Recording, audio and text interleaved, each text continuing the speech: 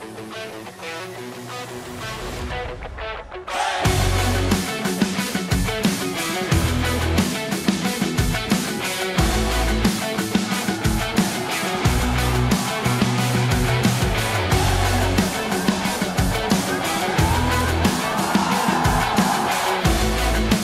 আলহামদুলিল্লাহ, দেখেন প্রায় 16-17 মাস পরে এসে এরকম কম্পিটিটিভ ম্যাচ টুর্নামেন্ট খেলা আসলে খুবই ভালো লাগতেছে যে ব্যাক করতে পেরেছি, এবং টিমের সবাই খুব সাপোর্টিভ ছিল, সবাই প্রথম থেকে খুব সাপোর্ট করতেছিল। আর এরকম একটা ম্যাচ আমরা জিতেছি, নিজের কন্ট্রিবিউশন ছিল, আলহামদুলিল্লাহ খুবই ভালো লাগতেছে।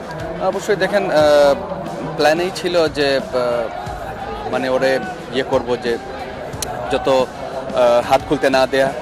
আর ওরা একটা আমারও পার্সোনাল প্ল্যান ছিল যে ওরা যখন আমি সুযোগ পাবো আমি ওরে ইয়োটার করবো স্ট্যাম্পে, তো এটাই এক্সিকিউট হয়েছে, এটাই সবচেয়ে ভালো জিনিস।